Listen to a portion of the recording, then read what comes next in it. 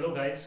देखिए, previous lecture में हमने 8-10 लेक्चर में टोटल हाइब्रिडाइजेशन को डिस्कस किया है, पूरा डिटेल में भी डिस्कस किया है। और मैंने एक शॉर्ट वीडियो भी बनाया था जिसमें हाइब्रिडाइजेशन को मैंने शॉर्ट में भी बताया है कि कैसे हाइब्रिडाइजेशन को प्रिडिक्ट करते हैं। तो देखिए, आज जो हमारा टॉपिक है वो है that is valence shell electron pair repulsion theory. तो valence shell electron pair repulsion theory होती क्या है? तो हमने इससे पहले वैलेंस बॉन्ड थ्योरी देखी है। वैलेंस बॉन्ड थ्योरी जो कि लुइस ने दी थी, तो हमने देखा था कि लुइस ने सिर्फ इलेक्ट्रॉन के बॉन्डिंग कैसी होती है ये बताया था। एक्चुअल में उसने शेप ऑफ मॉलिक्यूल या ज्योमेट्री ऑफ मॉलिक्यूल को डिसाइड नहीं किया था, या फिर शेप ऑफ मॉलिक्यूल या ज्योमेट्री ऑफ मॉलिक्यूल नहीं बता पाया था, इसलिए उसको क्या कर दिया गया था, डिस्कार्ड कर दिया गया था। देखिए, फिर उसके बाद में क्या हुआ, उसके बाद में आरजे गिलेस्पी आया। उसने क्या किया, उसी थ्योरी को क्या किया, उसने एक हाइपोथेटिकल कंसेप्ट दिया जो कि शेप ऑफ मॉलिक्यूल को क्या करता है, एक्सप्लेन करता है। उसी थ्योरी को कहा जाता है valence shell electron pair repulsion theory, जो कि आरजी गिलेस्पी ने इन 1957 में दिया था। ये हाइब्रिडाइजेशन की बात की थ्योरी है। एक्चुअली लुइस जो थ्योरी आई थी, वीबीडी जो थ्योरी आई थी, that is valence bond theory, Lewis की जो थ्योरी थी, हमने देखा था कि नियर अबाउट दैट इज 1927 या 1931 के आसपास आई थी। उसी टाइम में हाइब्रिडाइजेशन भी आया था। और हाइब्रिडाइजेशन के बाद में कई सालों के बाद में, तकरीबन 20 से 30 सालों के बाद में 1957 में वीएसपीआर थ्योरी आई थी। चलिए, तो इसके पोस्टुलेट भी डिस्कस कर लेते हैं, क्या कहता है और इसके एप्लीकेशंस क्या है, इस पे कैसे कैसे क्वेश्चंस भी आते हैं, ये सारी बातें भी मैं बताऊंगा आपको यहाँ पे। तो चलिए शुरू करते हैं। तो सबसे पहले यहाँ पे देखिएगा आप कि जो थ्योरी है VSEPR theory, it was given by the RG Gillespie in 1957। उसने क्या बोला है, उसने बोला है कि जो वैलेंस शेल है किसी भी सेंट्रल एटम का जो वैलेंस शेल है उसको माना है उसने स्पीयर। क्या माना है उसको? स्पीयर माना है। That is the valence shell of central atom is just like a sphere. अब उसने एक बात और बोली कि जो वैलेंस शेल में जो इलेक्ट्रॉन होते हैं या इलेक्ट्रॉन जो पेयर होती है, जो बॉन्ड फॉर्मेशन में जाती है, उसे कहते हैं दैट इज बॉन्डिंग इलेक्ट्रॉन। और जो बॉन्ड फॉर्मेशन में नहीं जाती उसे कहते हैं नॉन बॉन्डिंग इलेक्ट्रॉन, या फिर उसे बोला जाता है लोन पेयर ऑफ इलेक्ट्रॉन। तो अब यहाँ पे देखिए कि जो वैलेंस शेल है जो कि एक स्पीयर की तरह है, तो वो जो इलेक्ट्रॉन पेयर है उसके अंदर इलेक्ट्रॉन पेयर है, या तो वो बॉन्डिंग हो सकते हैं, बॉन्डिंग इलेक्ट्रॉन हो सकते हैं, या तो नॉन बॉन्डिंग इलेक्ट्रॉन हो सकते हैं। तो हम नॉन बॉन्डिंग इलेक्ट्रॉन को लोन पेयर कहते हैं और बॉन्डिंग इलेक्ट्रॉन को क्या कहते हैं, दैट इज बॉन्ड पेयर कहते हैं। तो उसने बोला कि जो बॉन्ड पेयर है या फिर लोन पेयर है, वो स्पीयर की जो वैलेंस शेल जो कि हमने बोला है स्पीयर की तरह है, गोले की तरह है, वो ऐसी पोजीशन ऑक्युपाई करना चाहेगा, चाहे वो लोन पेयर हो या बॉन्ड पेयर हो, उस पेयर की ऐसी पोजीशन ऑक्युपाई करना चाहेगा जहां पे वो मिनिमम रिपल्शन फील कर सके, क्योंकि रिपल्शन अगर ज्यादा होगा तो अनस्टेबिलिटी आएगी, स्टेबिलिटी क्या हो जाएगी, डिस्टर्ब हो जाएगी। तो वो इलेक्ट्रॉन की पेयर, चाहे वो बॉन्ड पेयर हो या चाहे वो लोन पेयर हो, वो स्पीयर की या वैलेंस शेल स्पीयर की ऐसी पोजीशन को ऑक्युपाई करना चाहेगी जहां पे जो फोर्स ऑफ रिपल्शन हो दोनों के बीच में वो क्या हो, कम हो। वही तो पोस्टुलेट्स में यहाँ पे लिखा है। चलिए देख लेते हैं यहाँ पे। So that is the electron pair, मैंने जो बोला है वही लिखा है यहाँ पे, that is in both bond pair and the lone pair. उसमें लोन पेयर भी हो सकती है, बॉन्ड पेयर भी हो सकती है, and bond pair lone pair दोनों भी हो सकती है। सराउंडिंग दी सेंट्रल एटम, जो सेंट्रल एटम को क्या कर रही है, सराउंड कर रही है। विल अरेंज इन स्पेस बोले तो जो हमने वैलेंस शेल का जो स्पीयर बोला है, in space for a part as possible to minimize the electrostatic repulsion between them. जैसे कि फॉर एग्जांपल यहाँ पे कंसीडर कीजिए, मेरे पास में दो बॉन्ड पेयर है। कितने बॉन्ड पेयर है? दो बॉन्ड पेयर है। तो देखिए यहाँ पे आपको दिख रहा है साफ साफ, ये एक बॉन्ड पेयर होगी यहाँ पे और ये दूसरी बॉन्ड पेयर होगी। मैंने क्या कर दिया, उसको 90 के एंगल पे रख दिया। कितने के एंगल पे रख दिया? 90 के एंगल पे हमने यहाँ पे क्या कर दिया, बॉन्ड पेयर रख दिया। दूसरी सिचुएशन में देखिए, ये दोनों के बीच में जो फोर्स ऑफ रिपल्शन होगा, मैंने मान लिया दोनों के बीच में फोर्स ऑफ रिपल्शन कितना है, F1 है। चलिए यहाँ पे देखिए, पहले मैंने क्या किया, दो लोन पेयर के लेके चल रहे हैं हम यहाँ पे, या दो बॉन्ड पेयर लेके चलिए, कोई प्रॉब्लम नहीं है। मैंने दो बॉन्ड पेयर बोला है, तो यहाँ पे दो बॉन्ड पेयर ऐसी जगह पे स्पीयर में ऐसे अरेंज किए हैं कि दोनों के बीच में बॉन्ड मतलब एंगल कितने का होगा, 90 का होगा, और दोनों के बीच में रिपल्शन मैंने मान लिया F1 है। कितना है? F1 है। सिमिलर हमने क्या किया, दो ही लोन पेयर ली यहाँ पे, या दो बॉन्ड पेयर लिया, या एक लोन पेयर या एक बॉन्ड पेयर ले लो आप। चलिए मैं यहाँ पे बॉन्ड पेयर कह देता हूं, ठीक है। अब उसको ऐसे अरेंज किया कि उनके बीच का एंगल कितना कर दिया हमने, दैट इज 120 कर दिया। तो यहाँ पे दोनों के बीच में एक फोर्स ऑफ रिपल्शन होगा, यहाँ पे जितना होगा यहाँ पे उतना ही नहीं होगा, अलग होगा। तो मैंने मान लिया यहाँ पे रिपल्शन कितना है, F2 है। कितना रिपल्शन है, F2 है। तीसरी केस में क्या किया मैंने कि ये जो दो बॉन्ड पेयर है एक में से एकदम एग्जैक्ट अपोजिट साइड में रखिए, मतलब इनके बीच का जो एंगल रखा है वो कितना रखा है, 180 का एंगल रखा है। अब इनके बीच में जो फोर्स ऑफ रिपल्शन होगा वो मैंने मान लिया F3 होगा। कितना होगा, F3 होगा। अब आप ही सोचो कि कहां पे रिपल्शन ज्यादा होगा, कहां पे रिपल्शन कम होगा। तो हमको पता है यहाँ पे कि F1 will be greater then, F2 will be greater then that of the F3। तो इलेक्ट्रॉन पेयर कहां पे रहना चाहेगी बताइए, यहाँ पे जहां पे फोर्स ऑफ रिपल्शन ज्यादा होगा या फोर्स ऑफ रिपल्शन कम होगा। तो आप देखिए सबसे कम फोर्स ऑफ रिपल्शन कहां पे है, F3 में, क्योंकि एक वेग के क्या है, अपोजिट साइड है, तो कम रिपेल करेगी, कम अट्रैक्ट करेगी, तो रिपल्शन कम होगा, तो स्टेबिलिटी क्या होगी, बढ़ेगी। तो शेप मॉलिक्यूल का इस तरीके से बॉन्ड पेयर या लोन पेयर अरेंज होने की कोशिश करेंगे, और उसके बिहाफ पे ही हम शेप ऑफ मॉलिक्यूल बताते हैं कि लोन पेयर और बॉन्ड पेयर किस तरीके से अरेंज हो रहे हैं स्पेस में या वैलेंस शेल्स के स्फीयर में, उसके बिहाफ पे ही हम बोलते हैं शेप ऑफ मॉलिक्यूल क्या होगा। तो बात समझ में आ रही है आपको कि लोन पेयर और bond pair around the central atom will decide the shape of molecule. Next postulate वही है, तो आपको बात समझ में आ गई होगी कि यहाँ पे F3 तो है, ये जो F3 जो अरेंजमेंट होगी, यहाँ पे जो तीसरी अरेंजमेंट होगी ये क्या होगी, वैलिड होगी, और ये दो अरेंजमेंट जो है ये क्या होगी, वैलिड नहीं होगी, क्योंकि यहाँ पे फोर्स ऑफ रिपल्शन क्या होगा, ज्यादा होगा। बात समझ में आ रही है आपको कि यहाँ पे फोर्स ऑफ रिपल्शन जहां पे कम होगा वहीं पे वो बॉन्ड पेयर रहना चाहेगी, उनकी इच्छा कहाँ रहने की होगी, जहां पे फोर्स ऑफ रिपल्शन कम होगा। चलिए नेक्स्ट पोस्टुलेट में वही देख लीजिए, वही है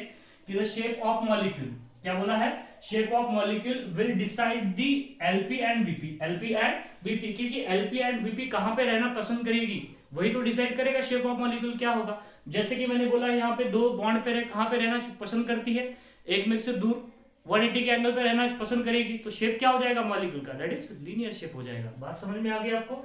नेक्स्ट देखिए यहाँ पे, that is the LP and BP around the central atom tends to occupy minimum repulsion position। यही तो बात बोल रहे हैं हम यहाँ पे कि ये दो लोन पेयर या दो बॉन्ड पेयर हमने ली है, तो ये कहां पे जाना चाहती है, कहां पे जाने की उनकी इच्छा है, जहां पे मिनिमम रिपल्शन वो फील कर पाए, मतलब ऐसी पोजीशन ऑक्युपाई करेंगी कि जहां पे रिपल्शन क्या होना चाहिए, कम होना चाहिए। ठीक है, तो नेक्स्ट पोस्टुलेट आगे बढ़ते हैं। Valence shell is spherical, valence shell is a spherical. मैंने अभी थोड़ी देर पहले ही बोला है, शुरुआत में ही बोला है कि वैलेंस शेल को हमने क्या माना है, या फिर आरजी गिलेस्पी ने क्या माना है, दैट इज इलेक्ट्रॉन स्फीयर माना है। ठीक है, और and that's LP and BP occupy the surface of sphere. और वही तो बोल रहे हैं हम यहाँ पे कि हमने क्या माना है इसको, यहाँ पे देख लीजिए, ये जो स्फीयर है आपको दिखाई दे रहा है, ये वैलेंशियल स्फीयर है। क्या है, वैलेंशियल स्फीयर, और ये इलेक्ट्रॉन जो पेयर है ये कहां पे रहेगी, सरफेस ऑफ द स्फीयर। अब जैसे कि दो होगी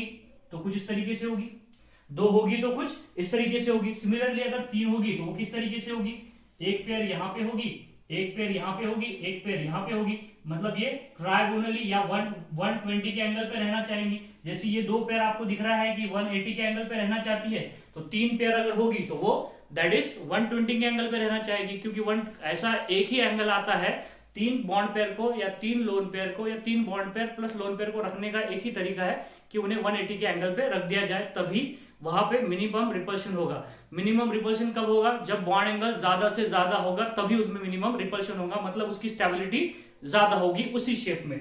नेक्स्ट देखिए यहाँ पे, अगर फॉर एग्जांपल किसी मॉलिक्यूल में मल्टीपल बॉन्ड हो जाए, क्या हो जाए, मल्टीपल बॉन्ड बोले तो जैसे कि कार्बन कार्बन डबल बॉन्ड होते हैं, या कार्बन कार्बन ट्रिपल बॉन्ड होते हैं, या कार्बन का ऑक्सीजन के साथ में डबल बॉन्ड हो जाए, कार्बन का नाइट्रोजन के साथ में ट्रिपल बॉन्ड हो जाए। ऐसा नहीं कि कार्बन कार्बन है, या डबल या ट्रिपल बॉन्ड किसी के भी साथ में हो जाए, तो उसके अंदर जो इलेक्ट्रॉन होंगे, क्योंकि बॉन्ड में इलेक्ट्रॉन होते हैं, बॉन्ड पेयर बोले तो वही इलेक्ट्रॉन होंगे, this electron act as a super pair, that electron act as a super pair, मतलब मल्टीपल बॉन्ड में के जो इलेक्ट्रॉन होंगे वो सुपर पेयर की तरह बिहेव करेंगे, मतलब उनका रिपल्शन क्या होगा, ज्यादा होगा।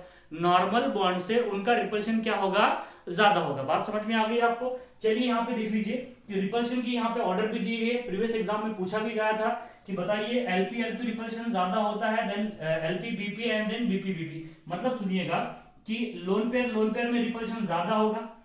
हमने देखा है हाइब्रिडाइजेशन में कि लोन पेयर कहां पे रहना चाहती है, एक में के अपोजिट साइड में रहना चाहती है, तो लोन पेयर में ज्यादा रिपल्शन होगा then lone pair bond pair, then bond pair. तो ऐसा क्यों होता है, क्योंकि लोन पेयर ज्यादा एरिया लेती है, क्योंकि उसका सरफेस एरिया ज्यादा होता है। जिसका सरफेस एरिया ज्यादा होगा वो ज्यादा ही रिपेल करेगी। तो लोन पेयर बॉन्ड पेयर से सरफेस एरिया क्या होता है, लोन पेयर का ज्यादा होता है, इसलिए वो ज्यादा रिपेल करती है। इसलिए हमने बोला है कि लोन पेयर का रिपल्शन ज्यादा होगा, then lone pair bond pair, and then bond pair. तो मैं यहाँ पे देख लीजिए, इसको 3 स्टार कर देता हूँ। यहाँ पे ये बात ध्यान में रखिएगा आप, ये प्रीवियस नीट एग्जाम में पूछा गया है। अब यहाँ पे अगर बॉन्ड पेयर अगर हो जाए, तो बॉन्ड पेयर ही हो जाए, तो जैसे कि पाई पाई बॉन्ड पेयर हो जाए, पाई सिग्मा बॉन्ड हो जाए, सिग्मा सिग्मा हो जाए, तो इसमें कौन रिपेल करेगा? तो ये बात भी ध्यान में रख लीजिए आप, पाई पाई का रिपल्शन ज्यादा होगा, क्योंकि पाई बॉन्ड कब फॉर्म होगा, मल्टीपल बॉन्ड भी फॉर्म होगा। अभी बोला है कि मल्टीपल बॉन्ड सुपर पेयर होगी, तो पाई बॉन्डिंग का क्या होगा, पाई पाई में ज्यादा रिपल्शन होगा देन किससे, पाई सिग्मा से और सिग्मा सिग्मा से। मतलब सिग्मा सिग्मा में सबसे कम रिपल्शन होगा, सिग्मा सिग्मा कम से कम रिपेल करेंगे, ठीक है, और एलपी एलपी सबसे ज्यादा रिपेल करेंगे। तो आपको बात समझ में आ गई होगी। ये पोस्टुलेट्स है हमारे, इसके बिहाफ पे हम क्या कर सकते हैं, बॉन्ड एंगल भी बता सकते हैं किसी भी मॉलिक्यूल में। तो चलिए बॉन्ड एंगल के तरफ भी बढ़ते हैं। यहाँ पे मैं आपको फिर से दोबारा से बता दूंगा कि Ab2 टाइप मॉलिक्यूल होगा, Ab3 मॉलिक्यूल होगा, आपको समझ में आएगा, वो लेना जरूरी है, तो ले लूंगा मैं। यहाँ पे ज्योमेट्री भी बता दूंगा, साथ ही साथ एग्जाम्पल तो हमने खूब सारे डिस्कस की है हाइब्रिडाइजेशन में, फिर भी लेना मजबूरी है, तो ले लेंगे। हाइब्रिडाइजेशन के कुछ एग्जांपल्स भी ले लेंगे, हाइब्रिडाइजेशन की नहीं, मैं आपको शेप के कुछ एग्जांपल्स यहाँ पे डिस्कस करने वाला हूँ, ठीक है। तो आप जल्दी से, मैं बाजू में हट जाता हूँ, आप जल्दी से स्क्रीनशॉट लीजिए और हम यहाँ पे आगे बढ़ते हैं। चलिए, हो गया होगा आपका, चलिए मुझे इसे मिटाना पड़ेगा।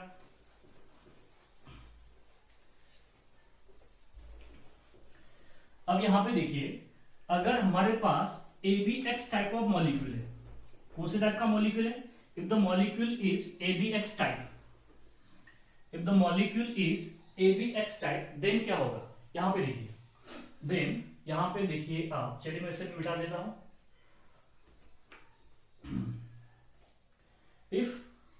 if molecule is ABX type of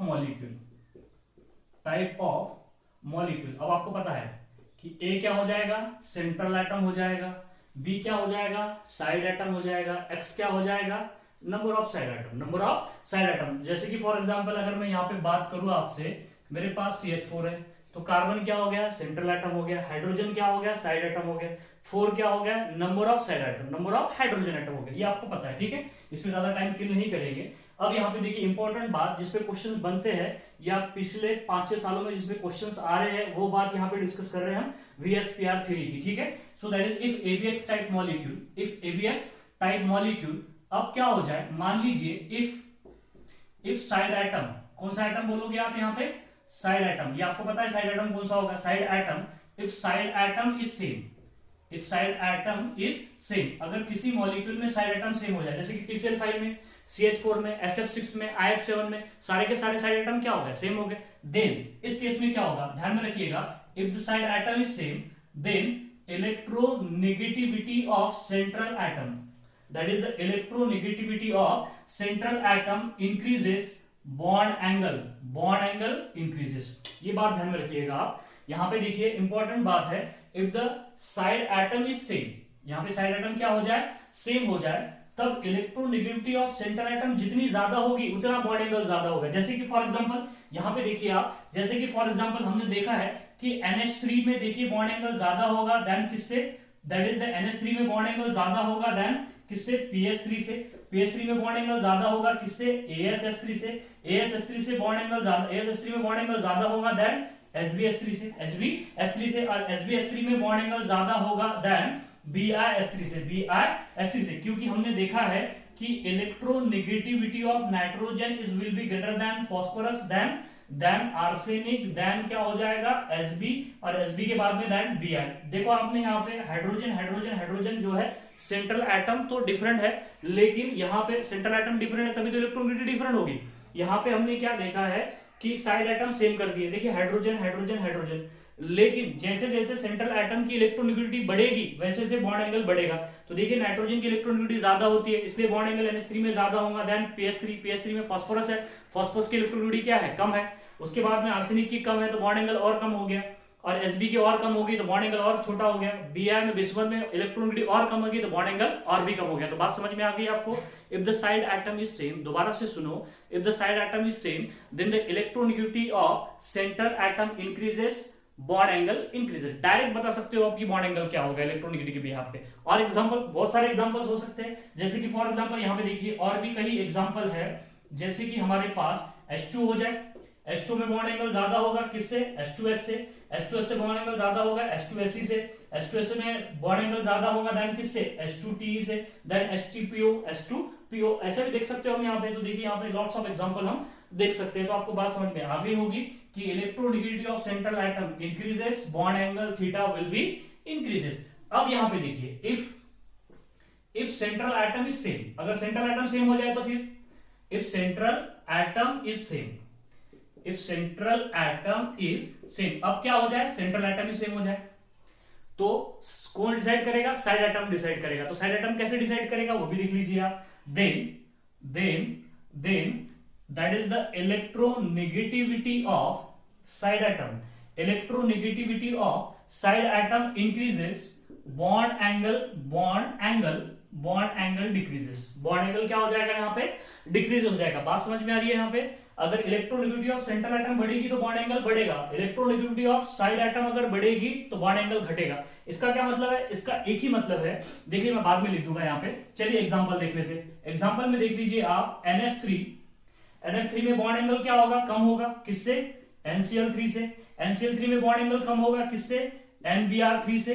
NBr3 में बॉन्ड एंगल कम होगा किससे, दैट इज Ni3 से। देखो नाइट्रोजन सभी तो सेंट्रल एटम सेम है, साइड एटम अलग अलग हो रहे हैं, लेकिन जैसे जैसे इलेक्ट्रोनेगेटिविटी बढ़ेगी किसकी, साइड एटम की, वैसे वैसे बॉन्ड एंगल क्या होता चला जाएगा, कम होता चला जाएगा। तो देखिए यहाँ पे ये इलेक्ट्रोनेगेटिविटी क्या हो रही है, यहाँ पे इधर दिख रहा है आपको साफ कि साइड एटम्स की इलेक्ट्रोनेगेटिविटी बढ़ रही है। इलेक्ट्रोनेगेटिविटी बढ़ेगी तो देखो फ्लोरीन की इलेक्ट्रोनेगेटिविटी ज्यादा है तो बॉन्ड एंगल देखो सबसे कम है। यहाँ पे साइड एटम जो दिख रहा है आपको आयोडीन, उसकी इलेक्ट्रोनेगेटिविटी क्या है, यहाँ पे सबसे कम है तो बॉन्ड एंगल देखो सबसे ज्यादा है। माना कि ये जो 3-4 हमने देखा है ये जनरली एग्जिस्ट नहीं करते। सिमिलरली हम क्या देख सकते हैं, देखो यहाँ पे PF3 में बॉन्ड एंगल छोटा होगा, PF3 में बॉन्ड एंगल छोटा होगा, किससे छोटा होगा, देन PCl3 से। PCl3 में बॉन्ड एंगल छोटा होगा किससे, दैट इज PBr3 से।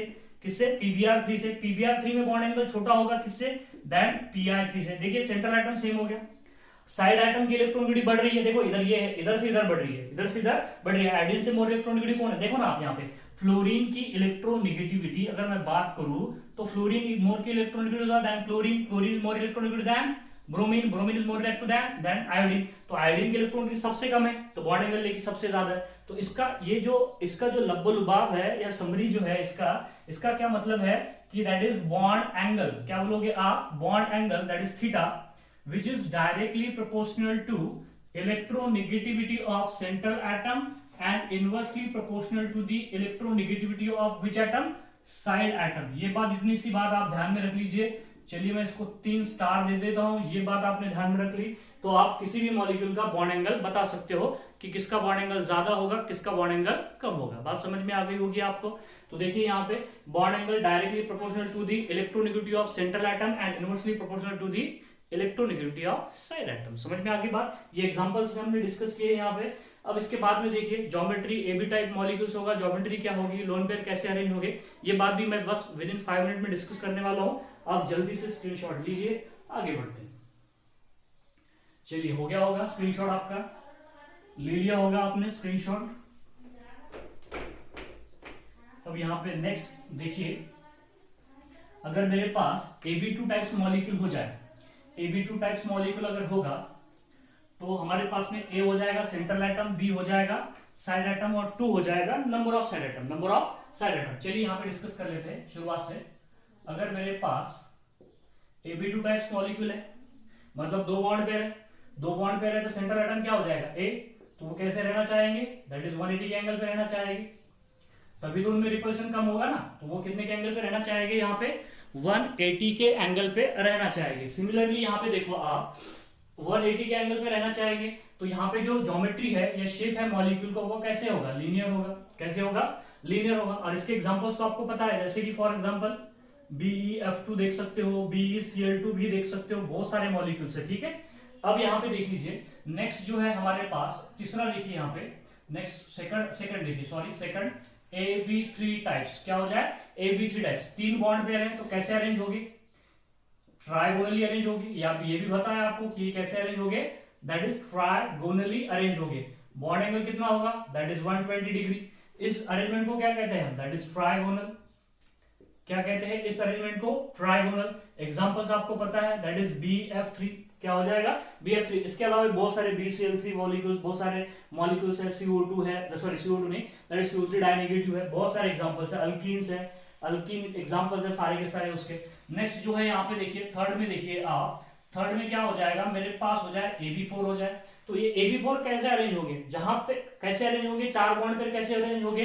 एक ही तरीका है, टेट्राहेड्रल, क्योंकि टेट्राहेड्रल में ही मैक्सिमम बॉन्ड एंगल होगा, उससे कम बॉन्ड एंगल आप नहीं कर सकते हो, ठीक है, उस टेट्राहेड्रल में। तो आप देख लीजिए यहाँ पे सेंट्रल एटम क्या होगा? A होगा। यहाँ पे क्या हो जाएगा? B हो जाएगा। यहाँ पे B हो जाएगा। यहाँ पे क्या हो जाएगा? B हो जाएगा। यहाँ पे भी क्या हो जाएगा? B हो जाएगा। दिख रहा है आपको साफ साफ? इस अरेंजमेंट को कहते हैं हम, that is tetrahedral. Tetrahedral, that is tetrahedral. Tetrahedral के बहुत सारे एग्जांपल है, CH4 है, NH4 पॉजिटिव है, और भी SO4 डाइनेगेटिव है, बहुत सारे एग्जांपल्स है, हमने देखा है, ठीक है। नेक्स्ट देखिए यहाँ पे 4 में देखिए आप, हमारे पास में AB5 है। तो ये AB5 को अरेंज करने का एक ही तरीका है, जहां पे मिनिमम रिपल्शन हो। ये क्या बता रहे हैं हम? VSPR3 को बता रहे हैं यहाँ पे कि कैसे अरेंज होंगे। अगर 2 साइड एटम होंगे तो ऐसे अरेंज होंगे, 3 साइड एटम होंगे तो ऐसे अरेंज होंगे, 4 साइड एटम होंगे तो टेट्राहेड्रली अरेंज होंगे, 5 साइड एटम हो जाए, यहाँ पे बॉन्ड एंगल भी लिख देता हूँ ना, दैट इज 109.5 डिग्री। अब ये 4 बॉन्ड पेयर को आप, दूसरा वे नहीं है कि आप उसे अरेंज कर पाओ। अगर आप अरेंज करने की कोशिश भी करोगे 4 बॉन्ड पेयर को, तो ये बॉन्ड एंगल 109.5 से कम आएगा। तो 109.5 से कम आएगा तो रिपल्शन ज्यादा होगा, मॉलिक्यूल जनरली उसमें एग्जिस्ट नहीं करेगा।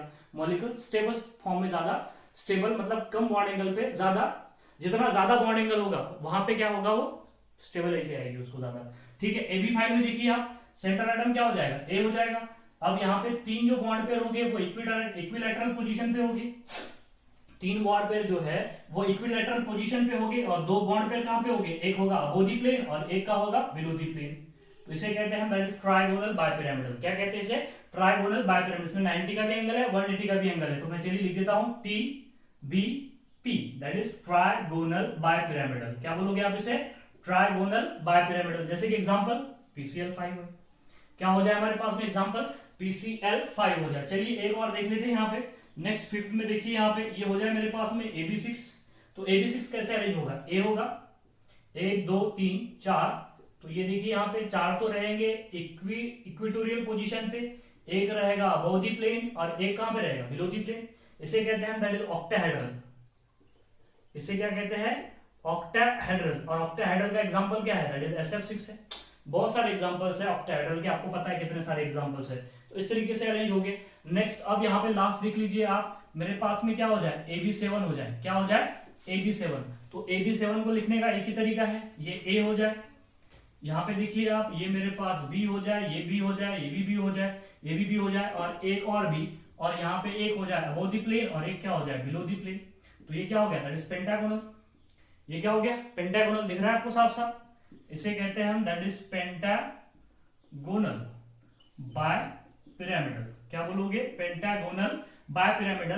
Pentagonal bipyramidal, pentagonal bipyramidal. इसका एग्जांपल क्या होगा? That is IF7। क्या हो जाएगा? IF7 हो जाएगा, या फिर क्या हो जाएगा? XCF7 प्लस, और बहुत सारे एग्जांपल हमने उसके डिस्कस किए हैं। तो ये सारा जो है ये है VSPR3। समझ में आप लोगों की बात आपको कि VSPR3 के पोस्टुलेट्स देखे हमने, बॉन्ड एंगल कैसे डिसाइड करते हैं ये भी देख लिया हमने, और उसके बाद में नेक्स्ट जो है उसका जो यहाँ पे हमने देखा है, समराइज भी कर दिया कि bond pair lone pair decide करते हैं शेप ऑफ मॉलिक्यूल, और वो कहाँ पे रहना पसंद करेंगे? जहाँ पे वो मिनिमम रिपल्शन फील करेंगे वहां पे वो रहना पसंद करेंगे, और जहाँ पे वो मिनिमम रिपल्शन फील होगा उसी पोजीशन पे रहेंगे, और उसी पोजीशन के बिहाफ पे हम शेप ऑफ मॉलिक्यूल को बता सकते हैं, ठीक है। इसके आगे का नेक्स्ट पार्ट जो है वो हम नेक्स्ट लेक्चर में देखेंगे। चलिए थैंक यू, आप स्क्रीनशॉट ले लीजिएगा।